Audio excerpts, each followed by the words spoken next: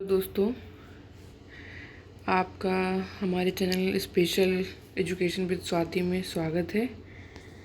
आइए आज हम लोग अगला टॉपिक पढ़ते हैं, जो हमारा फिलॉसफी ऑफ एजुकेशन का जो फिलॉसफी में पहला टॉपिक है आदर्शवाद, जिसको इंग्लिश में हम लोग आइडियलिज्म कहते हैं। आइए उसके बारे में जानते हैं। अंग्रेजी के आइडियलिज्म शब्द का हिंदी रूपांतरण है, यानी आदर्शवाद अंग्रेजी के आइडियलिज्म शब्द का हिंदी रूपांतरण है। आइडियलिज्म शब्द की उत्पत्ति प्लेटो के इस आध्यात्मिक सिद्धांत से हुई है, अंतिम वास्तविकता विचारों या विचारवाद में है। जैसे ये प्लेटो ने के एक आध्यात्मिक सिद्धांत था, जिसमें उन्होंने कहा था कि अंतिम वास्तविकता विचारों या विचारवाद में है। आइडियलिज्म में एल अक्षर को केवल सुविधा की दृष्टि से संयुक्त किया गया है। जो एल अक्षर है उसको सुविधा की दृष्टि से संयुक्त किया गया है। इस प्रकार ठीक शब्द आइडियाइज्म था। आइडिया मतलब विचार और इज्म मतलब वाद। तो आइडिया यानी विचारवाद। अब आइडियाइज्म को जोड़ा नहीं जा सकता था, इसलिए एक सुविधा या बोलचाल की दृष्टि से उसको आइडियलिज्म बोला गया। उसमें एल बोलने की भी दृष्टि से जोड़ दिया गया। आइडिया विचार या प्रत्ययवाद, जैसे आइडिया विचार या प्रत्ययवाद, आदर्शवाद या प्रत्ययवाद, इनके अनेक नाम हैं आदर्शवाद के, जैसे प्रत्ययवाद, आदर्शवाद। आगे हम और नामों से इसको जानेंगे और समझेंगे। उन विचारों और मान्यताओं की समन्वित अभिव्यक्ति है जिसके अनुसार यह माना जाता है कि इस जगत की सभी वस्तुएं विचार या चेतना की अभिव्यक्ति हैं। आदर्शवाद का जैसे यह मानना है, जैसे इन्होंने प्लेटो ने भी अपने आध्यात्मिक सिद्धांत में कहा कि अंतिम वास्तविकता विचारों या विचारवाद में है। तो आदर्शवाद का मतलब है कि जो चीज़ें आपको प्रत्यक्ष दिखाई दे रही हैं वो सत्य नहीं है।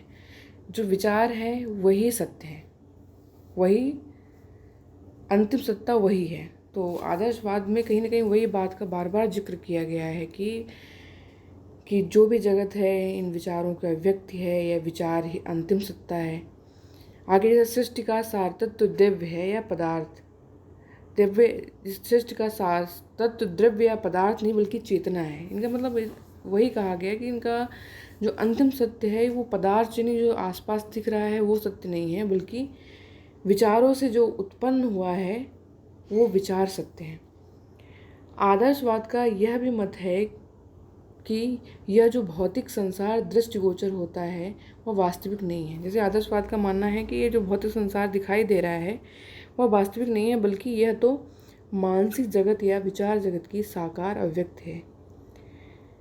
सी पैट्रिक, उसमें सी लिख दिया गया अलग से, इनका नाम सी पैट्रिक है, ने आदर्शवाद के स्वरूप को और अधिक स्पष्ट करने के लिए उसकी तुलना भौतिकवाद से की है। सी पैट्रिक दार्शनिक थे, उन्होंने आदर्शवाद के स्वरूप को और स्पष्ट रूप से बताने के लिए उन्होंने भौतिकवाद से, एक भौतिकवाद भी एक विचारधारा है जैसे आदर्शवाद एक विचारधारा है। जैसे भौतिकवाद में क्या होता है कि जो वो सत्य को क्या भौतिक चीज़ें हैं जो उनको दिखाई दे रही हैं, जैसे आसपास की चीज़ें, हमारे जो भौतिक संसार है जो हम जिसको हम छू सकते हैं, उनको जो सत्य मानते हैं उसको, उस वाद को बोलते हैं भौतिकवाद। तो सी पैट्रिक ने आदर्शवाद की तुलना भौतिकवाद यानी भौतिकवाद से की है। इसमें उन्होंने बताया संसार का आधार पदार्थ को मानता है। जैसे भौतिकवाद क्या है, संसार का आधार पदार्थ, पदार्थ को सत्य मानता है कि मतलब जो भी संसार है बना है वो पदार्थों से बना है, पदार्थ ही सत्य हैं।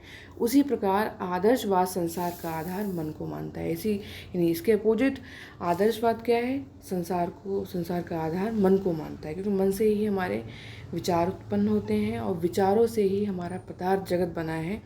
इसीलिए अंतिम सत्ता कौन है, अंतिम सत्य कौन है, मन है। एक आदर्शवादी विचारक के शब्दों में यदि आप प्रकृति की शक्तियों से संबंधित बातों की खोज करें तो आपको पदार्थ गति एवं शक्ति में नहीं बल्कि अनुभव, विचार प्रत्यय, तर्क, बुद्धि, व्यक्तित्व, मूल्यों और धार्मिक एवं नैतिक आदर्शों में मिलेगी। जैसे इसमें कहा गया है कि अगर आप सत्य में सत्य खोजें तो आपको पदार्थ में नहीं, अनुभव में सत्यता मिलेगी, विचार में, प्रत्यय में, तर्क में, बुद्धि में, व्यक्तित्व में। ये सब किससे निकलते हैं? मन से निकलते हैं। यानी जो इन आप अगर खोजने जाएंगे सत्य तो इनमें मिलेगा, ना कि पदार्थों में मिलेगा। इस प्रकार स्पष्ट है कि आदर्शवाद का तात्पर्य उस दर्शन या विचारधारा से है जो मन व उसकी क्रियाओं, यानी मन व उसकी, जैसे मन की क्रियाएं क्या है? विचार है, चेतना है, तर्क है, प्रत्यय है, अनुभव है, आदर्श आदि को वास्तविक सत्ता मानती है और तदानुकूल अंतिम शक्ति आध्यात्मिक होती है। यानी मन किससे जुड़ा है? आध्यात्मिक शक्तियों से। अंतिम सत्ता क्या है? आध्यात्मिक होती है। अब एक विचारक हैं हमारे भाटिया एंड भाटिया के अनुसार इन्होंने क्या कहा है, आइए हम देखते हैं।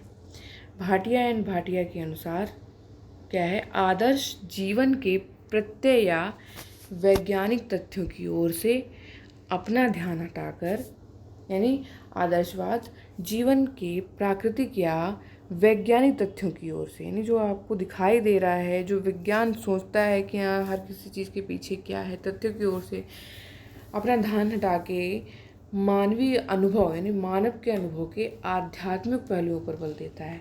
वही बात इसमें कही गई है कि मन किससे जुड़ा है? अध्यात्म से जुड़ा है। आदर्शवाद थोड़ा सा अध्यात्म की तरफ जाता है, यानी अध्यात्म एक सत्य की खोज करता है। यानी हर चीज़ के पीछे कारण क्या है, हर चीज़ के पीछे कहीं ना कहीं विचार हैं, कि कहीं ना कहीं तर्क हैं, कहीं ना कहीं अनुभव हैं, तो उन्हीं के पीछे जाने की कोशिश करता है। वह वितर्क करता है कि पदार्थगत या भौतिक जगत वास्तविकता की पूर्ण व्यक्त नहीं है, यानी आप जो देख रहे हैं वो वास्तविकता की पूर्ण व्यक्ति नहीं है। इसके आगे रोज के अनुसार रोज ने क्या कहा है?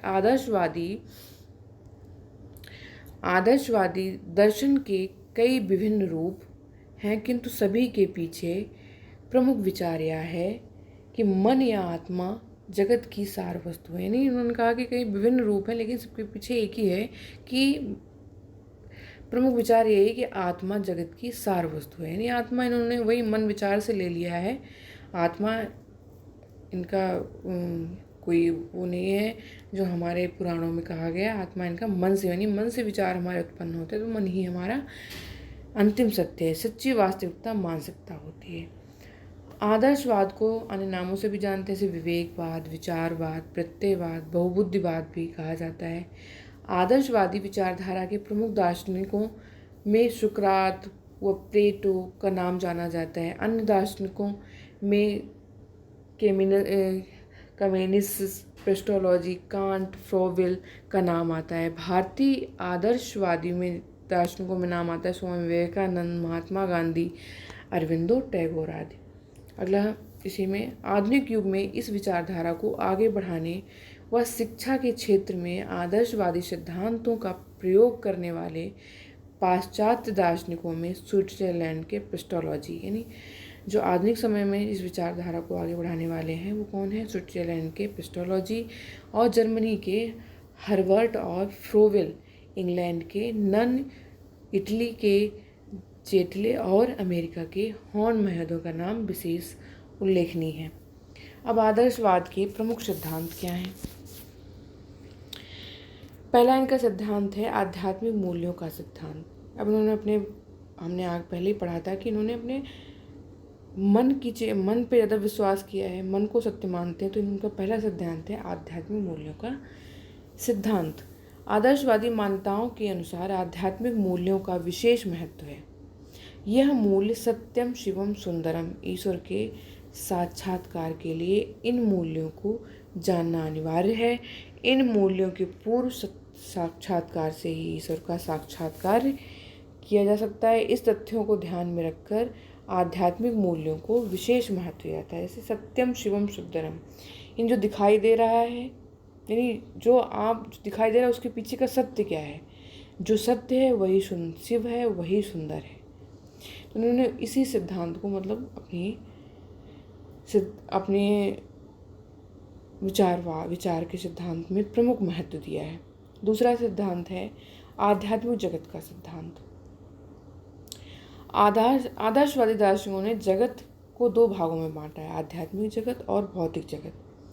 आदर्शवाद की मान्यताओं के अनुसार भौतिक जगत की मान्यताओं की अपेक्षा आध्यात्मिक जगत का अधिक महत्व है। वास्तव में आध्यात्मिक जगत ही सत्य है, भौतिक जगत मिथ्या है। आदर्शवादी विचारकों के मत में जीवन का परम लक्ष्य आध्यात्मिक जगत को समझना। इन्होंने दो प्रकार के संसार को दो भागों में विभाजित किया है, एक भौतिक और एक आध्यात्मिक। इन्होंने भौतिक जगत को सत्य न मानकर आध्यात्मिक जगत को ही सत्य माना है। अगला पॉइंट है वस्तु या पदार्थ की अपेक्षा विचार का सिद्धांत। में इनके हर सिद्धांत में एक ही मेन बात कही गई है कि जो अंतिम सत्ता है वह कौन है, विचार है या मन है या अध्यात्म है। पलट पलट के वही बात कही गई है बार बार कि अंतिम सत्ता कौन है, विचार है। भौतिक जगत की प्रत्येक वस्तु का मन में एक विचार होता है। आदर्शवाद के अनुसार वस्तु की अपेक्षा विचार का अत्यधिक महत्व है। प्लेटो के अनुसार विचार अंतिम एवं सार्वभौमिक महत्व वाले होते हैं। यही वे प्रमाण हैं जिनसे विश्व का निर्माण होता है। यानी विचार से ही विश्व का निर्माण हुआ है, ना कि पदार्थों से विश्व का निर्माण हो गया। विचार थे तभी पदार्थ बने, पदार्थ हैं तभी विश्व है। यानी अंतिम सत्य कौन है, विचार है। अगला है मन के महत्व का सिद्धांत। आदर्शवादी विचारकों ने बाह्य संसार की अपेक्षा आत्मा या मन को विशेष महत्व दिया है। वही बात बार बार आप रिपीट हो रही है, क्योंकि अंतिम सत्ता क्या है। इन्होंने अध्यात्मवाद को भी महत्व क्यों दिया, क्योंकि अंतिम सत्ता मन को मानते हैं। इन्होंने मन के सिद्धांत को महत्व दिया क्योंकि अंतिम अपनी सिद्धांत का ही इनका क्या है, इनके अन्य जैसे आदर्शवाद, विचारवाद, प्रत्ययवाद, इनके सिद्धांत को इसी नाम से जाना जाता है। तो इनका सिद्धांत यानी इनके जो वाद का परम मूल है क्या है, विचार है। अगला है व्यक्तित्व के विकास का सिद्धांत। आदर्शवादी व्यक्तित्व के विकास को बहुत महत्वपूर्ण मानते हैं। उनके अनुसार व्यक्तित्व के विकास का अर्थ है आध्यात्मिक पूर्णता की प्राप्ति करना। आदर्शवादी मनुष्य के व्यक्ति के विकास के साथ साथ उसके सामाजिक विकास पर भी बल देते हैं। उन्होंने कहा कि आध्यात्मिक विकास के साथ साथ व्यक्ति का व्यक्तित्व विकास भी यानी सर्वांगीण विकास भी होना चाहिए। अनेकता में एकता का सिद्धांत। आदर्शवाद के अनुसार संसार की सभी वस्तु की भिन्नता में एकता पाई जाती है। इसी एकता को ईश्वर के नाम से पुकारा जाता है। इसी एकता के द्वारा ही विश्व की समस्त वस्तुएं चलायमान हैं। यानी विचार ही सत्य है, विचार सब में है। वो कई भिन्न भिन्न रूप में दिखाई दे सकते हैं, लेकिन अंतिम सत्य क्या है, विचार है। विचार ही क्या है, ईश्वर है। और ईश्वर सभी में विद्यमान है, जो सभी में चलायमान है। शिक्षा का यह भी दायित्व होना चाहिए कि बालक को इस एकता का दर्शन कराएं, अर्थात ईश्वर के एक होने का आभास कराएं, क्योंकि इस एकता के आभास होने पर ही मानव पूर्णता को प्राप्त करता है। अब आने वाले वीडियो में हम लोग पढ़ेंगे आदर्शवाद और शिक्षा के उद्देश्य। वीडियो ज़्यादा बड़ा ना हो जाए, इसीलिए छोटे छोटे वीडियो में हम एक एक टॉपिक के अंतर्गत जो आने वाले टॉपिक हैं उनको कंप्लीट करते चलेंगे। अब हम लोग पढ़ेंगे आदर्शवाद और शिक्षा का उद्देश्य।